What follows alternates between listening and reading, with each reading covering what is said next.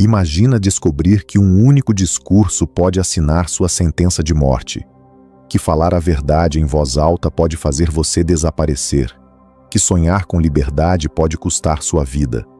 30 de junho de 1960, Leopoldville, Congo. As câmeras estão ligadas, o mundo está assistindo. Um homem alto e magro se levanta. Ele não estava programado para falar, mas em 7 minutos, ele dirá coisas que farão reis tremerem e impérios conspirarem. 6 meses depois, ele será caçado, capturado, torturado e dissolvido em ácido, literalmente apagado da existência. Seu corpo nunca será encontrado, apenas um dente sobreviverá.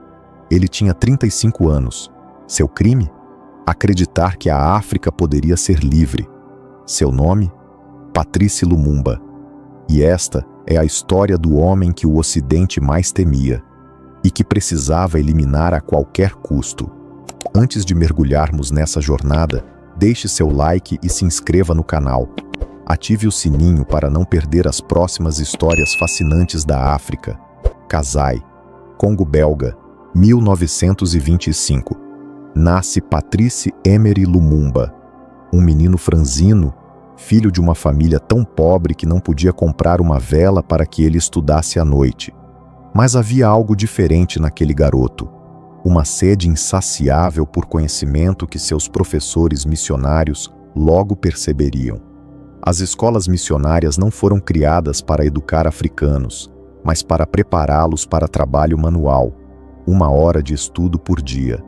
O resto, agricultura e trabalho pesado. Mas Patrice era diferente. Seus professores, impressionados, emprestavam-lhe livros que ele devorava antes do anoitecer, porque não havia vela para ler à noite. Crescendo, Patrice ouvia histórias terríveis, relatos de atrocidades cometidas no Congo sob o rei Leopoldo II da Bélgica. O Congo era propriedade pessoal do rei. Mãos cortadas, aldeias massacradas, milhões de mortos, tudo em nome do lucro. Essas histórias moldaram o homem que ele se tornaria. Aos 18 anos, Patrice deixa a escola. Seu pai não pode mais pagar. Ele trabalha em Kindu, depois em Kisangani como auxiliar de enfermagem. Em 1944, parte para Stanleyville. Lá, se depara com um mundo que nunca imaginou. Avenidas largas, piscinas, arranha-céus.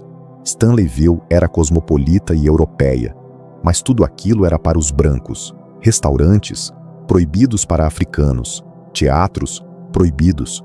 Hotéis, proibidos. Os africanos eram cidadãos de segunda classe em sua própria terra. Mas Patrice podia usar a biblioteca, e ali se refugiou. Estudou francês, aprendeu Swahili e Lingala, devorou livros e começou a compreender. O problema não era apenas a pobreza, era o colonialismo. Em 1947, fluente em línguas congolesas, Lumumba consegue emprego como trabalhador dos Correios em Leopoldville, a capital. Em 1950, é transferido para Stanleyville, e é ali que sua transformação começa. Ele se cerca de intelectuais congoleses, debatem, ouvem rádio, trocam livros. Patrice começa a escrever editoriais e poemas para publicações dos evoluês, a elite educada congolesa. Através desses escritos, torna-se conhecido como um dos poucos que ousava se expressar. Em 1954, ele se torna oficialmente um evoluê. Naquela época, ainda acredita nos valores ocidentais e não é crítico do colonialismo. Em 1955, quando o rei Balduíno visita o Congo, Lumumba tem o privilégio de conversar com eles. O próprio rei o chama para discutir o futuro do Congo. É um momento de prestígio, mas também quando tudo desmorona. Aquele status faz dele um alvo. Os administradores belgas passam a vê-lo como ameaça. A partir de 1956, fica sob vigilância constante. Então, a armadilha. Em 1956, Lumumba é convidado a visitar a Bélgica, mas ao retornar, é preso por desvio de fundos dos Correios. A crença generalizada de que as acusações foram fabricadas. As autoridades queriam tirá-lo do caminho. É condenado a 2 anos, depois reduzido a 1. Aquele ano na prisão, em vez de destruí-lo, o transforma. Ele repensa sua identidade e faz mudança radical. Abraça o pan-africanismo e o nacionalismo congolês. Emerge não como homem quebrado, mas como líder revolucionário. Ao sair, Patrice se muda para Leopoldville. Trabalha como vendedor, mas seu verdadeiro trabalho está começando. A atividade política cresce. Em 1957, Gana conquista a independência. Nas colônias francesas, o movimento pela independência ganha força. No Congo, as pessoas começam a despertar. Surgem partidos. Abaco, de Joseph Kasavubu, quer reunificar o povo bakongo. Konakat, de Moise Tshombe, favorece autonomia para Katanga e laços com a Bélgica. Mas Patrice escolhe caminho diferente. Em 1958, lança o Movimento Nacional Congolês, o MNC. O objetivo? Apoio em base nacional, não tribal, não regional, nacional. Dezembro de 1958, Lumumba viaja para Accra, Gana, para participar da Conferência dos Povos Africanos.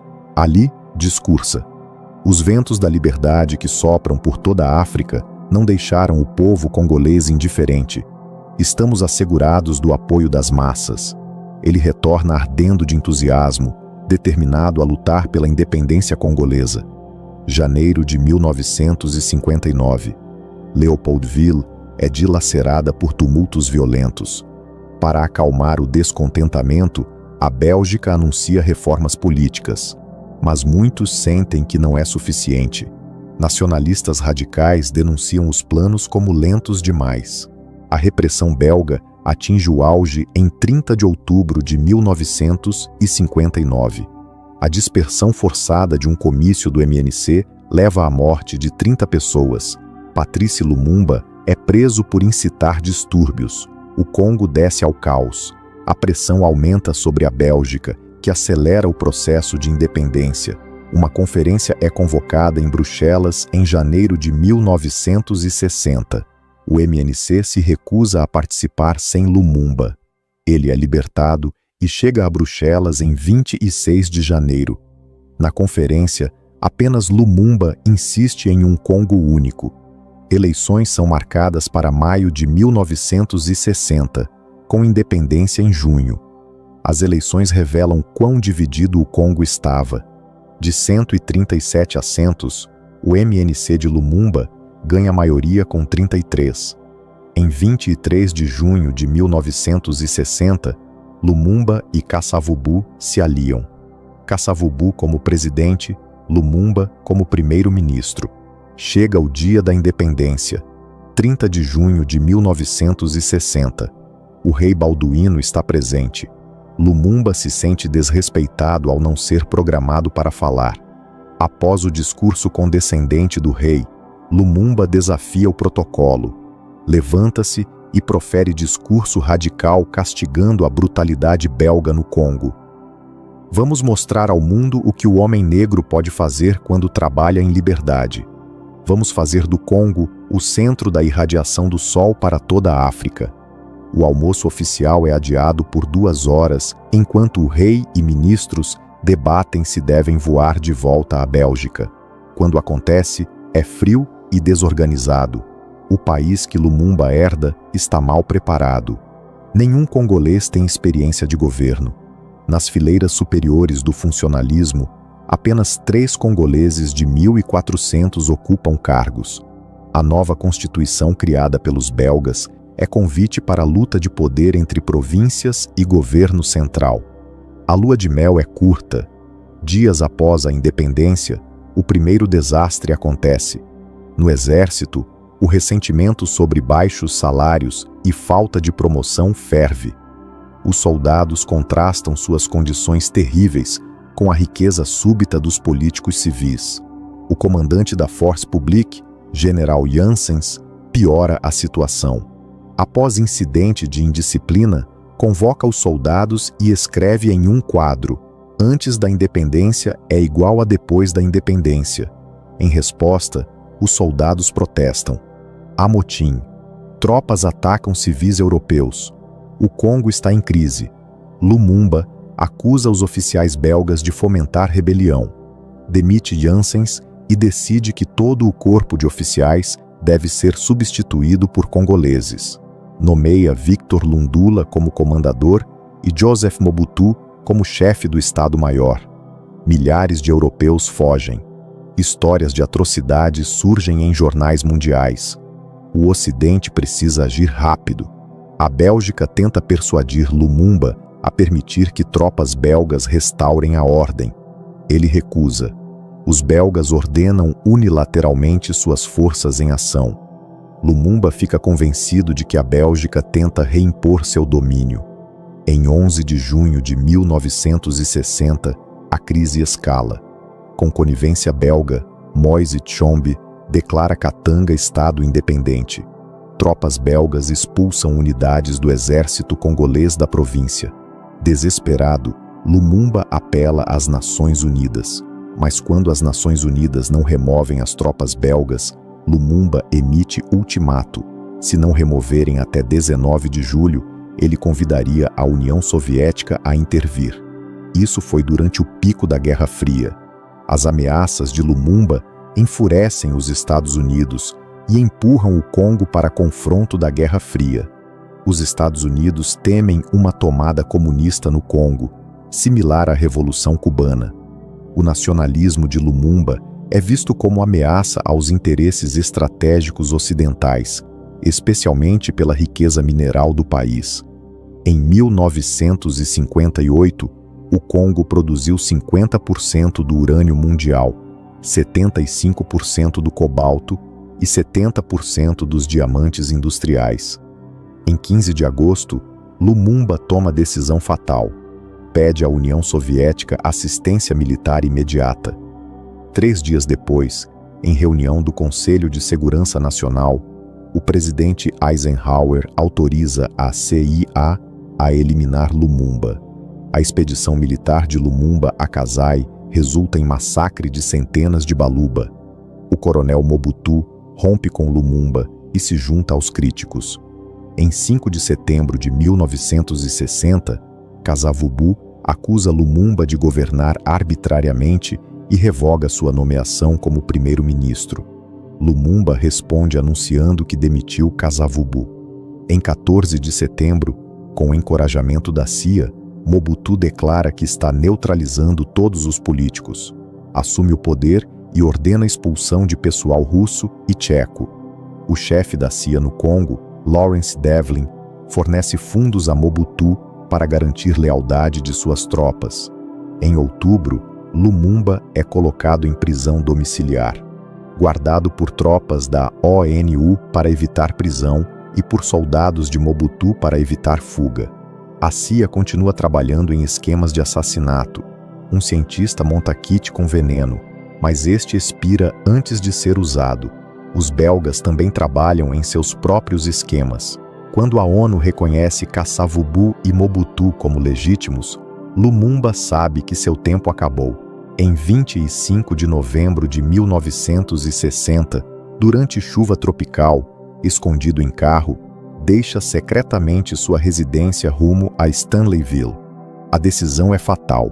Soldados de Mobutu o capturam em Mueca. Lumumba é preso e levado a Leopoldville. Depois é aprisionado em Taisville. Mesmo em cativeiro, seu carisma preocupa Kasavubu, Mobutu, o Zeuata e a Bélgica. Temem que soldados sejam simpáticos a ele. Criam plano simples: entregá-lo ao povo Luba de Kasai, que quer vingança pelo massacre que as forças de Lumumba causaram. Mas no último minuto, tropas da ONU estão no campo de pouso planejado. Lumumba e 2 companheiros, Joseph Okito e Maurice Mpolo, são redirecionados para Elizabethville, em Katanga. Kasavubu telefona para Tshombe. 3 pacotes estão a caminho. Na aeronave, guardas Luba espancam brutalmente seu inimigo. Após pousar em casa isolada, ministros de Katanga e belgas sujeitam o que restou de Lumumba a mais espancamentos. Os 3 homens são levados para a área remota, executados, enterrados em covas rasas. No dia seguinte, os corpos são exumados, cortados e dissolvidos em ácido sulfúrico. Nenhum vestígio identificável permanece. Patrice Lumumba tinha apenas 35 anos. Foi somente em junho de 2022 que um dente que pertenceu a Lumumba foi devolvido ao Congo pela Bélgica. O anúncio de sua morte desencadeou reação violenta mundial. Embaixadas belgas e americanas foram atacadas. Mas quem era realmente Patrice Lumumba? Por que se tornou tão temido pelo Ocidente? A resposta é simples, mas profundamente ameaçadora. Lumumba acreditava que a África deveria pertencer aos africanos, que os recursos do Congo deveriam beneficiar o povo congolês, e estava disposto a dizer isso em voz alta. Em mundo onde a Guerra Fria dividia nações, Lumumba se recusou a escolher lado. Queria independência verdadeira. Para o Ocidente, isso era inaceitável. Os Estados Unidos temiam que o Congo se tornasse base soviética. A Bélgica temia perder acesso às riquezas minerais. Todos viam em Lumumba um homem que não podia ser controlado, comprado ou intimidado. Por isso, precisava ser eliminado. A morte de Lumumba não foi acidente. Foi assassinato planejado com participação de governos ocidentais. Documentos desclassificados da CIA confirmam que Eisenhower autorizou a eliminação. Documentos belgas revelam o envolvimento direto de oficiais belgas. Mas ao matar Lumumba, não mataram sua ideia. Sua morte o transformou em mártir, em símbolo, em inspiração para movimentos de libertação em toda a África e no mundo. Joseph Mobutu, o homem que traiu Lumumba, governaria o Congo como ditador por 32 anos. Acumulou fortuna de bilhões enquanto seu povo vivia na miséria. Manteve poder com o apoio dos Estados Unidos e potências ocidentais. A promessa de Lumumba permaneceu não cumprida. O país mergulhou em décadas de ditadura, corrupção e conflito que persistem até hoje. Mas a história de Lumumba ensina lições importantes sobre o verdadeiro custo do colonialismo, sobre como potências ocidentais continuaram a controlar a África mesmo após independência formal, e sobre a coragem necessária para desafiar esse sistema. Lumumba não era perfeito, cometeu erros, mas representava algo profundamente poderoso, a ideia de que africanos têm direito de controlar seus próprios destinos. Quando declarou que iriam mostrar ao mundo o que o homem negro pode fazer quando trabalha em liberdade, estava articulando visão que ia além do Congo. Era visão para toda a África, de dignidade, autodeterminação e justiça.